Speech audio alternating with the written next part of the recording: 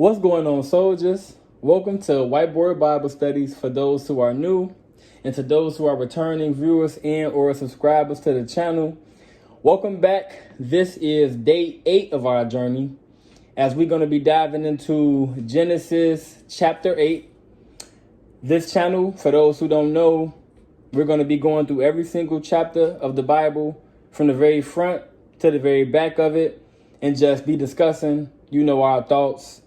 Sharing anything that we took from these chapters that we use in our real life, anything that we found interesting, any questions that we have about anything, and just fellowshipping with one another over every chapter.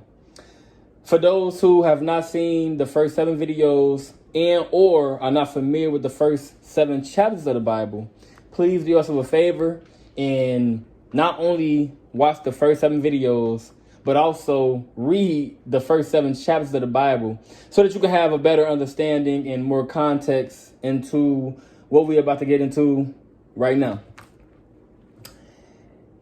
And Elohiym remembered Noah and every living thing and all the cattle that was with him in the ark. And Elohiym made a wind to pass over the earth, and the waters assuaged. The fountains also of the deep and the windows of heaven were stopped, and the rain from heaven was restrained, and the waters returned from off the earth continually. And after the end of the 150 days, the waters were abated. And the ark rested in the seventh month, on the 17th day of the month, upon the mounts of Ararat. And the waters decreased continually until the 10th month. In the 10th month, on the first day of the month, were the tops of the mountains seen. So as you can see in this depiction, this just pretty much is a build up from the last chapter. So if you remember from the last board for chapter 7, the waters was fully covering the mountains and covering everything. But as you see now, the ark is actually resting on the top of Mount Ararat, as it just described in the book. All right. Verse 6. And it came to pass at the end of the 40 days that Noah opened the window of the ark which he had made, and he sent forth a raven which went forth to and fro until the waters were dried up from off the earth. Also, he sent forth a dove from him to see if the waters were abated from off the face of the ground.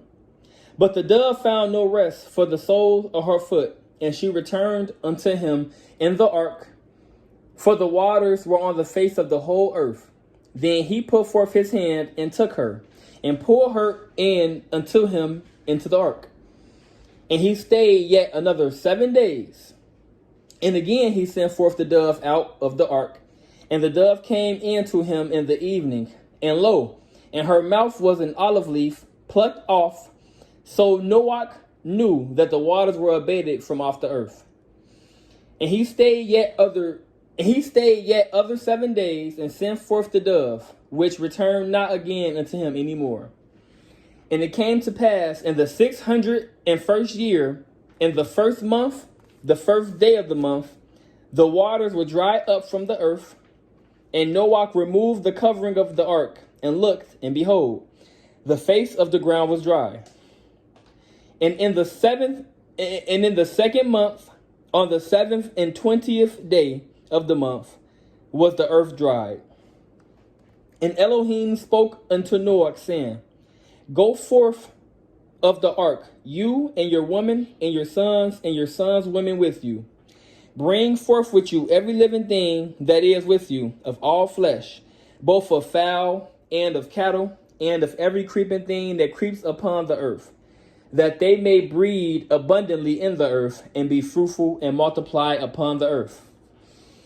And Noah went forth, and his sons and his woman, and his sons' women with him, every beast, every creeping thing, and every fowl, and whatsoever creeps upon the earth after their kinds, went forth out of the ark. And Noah built an altar unto Yahuah, and took of every clean beast and of every clean fowl, and offered ascending smoke offerings on the altar. And Yahuah smelled a sweet savor, and Yahuah said in his heart, I will not again curse the ground any more for man's sake, for the imagination of man's heart is evil from his youth. Neither will I again smite any more everything living, as I have done. While the earth remains, seed time and harvest, and cold and heat, and summer and winter, and day and night shall not cease. So that is the completion of Genesis chapter 8. As you can see, I have a dove right here that have a olive branch. So this, like I said, it's just a depiction of what was being said. I forgot to draw the raven. I actually was going to draw it, but then I ended up leaving.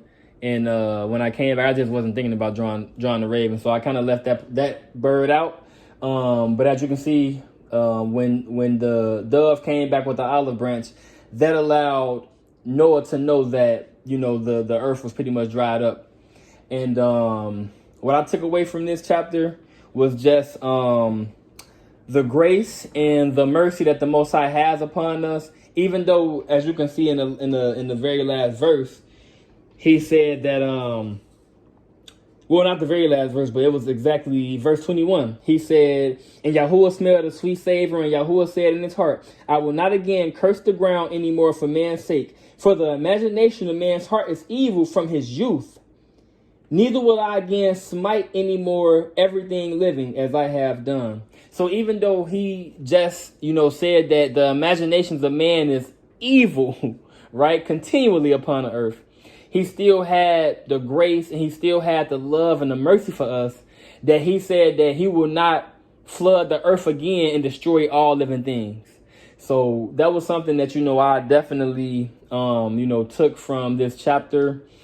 Anyone who has any questions, any thoughts that you have from reading this chapter, please leave them down in the comment section. So like I said, we can build with one another. There are going to be people who are at different levels when it comes to their engagement, when it comes to their walk with Christ, when it comes to how much of the Bible they have read. And so with that being the case, people are going to just have different questions. People are going to have different understandings.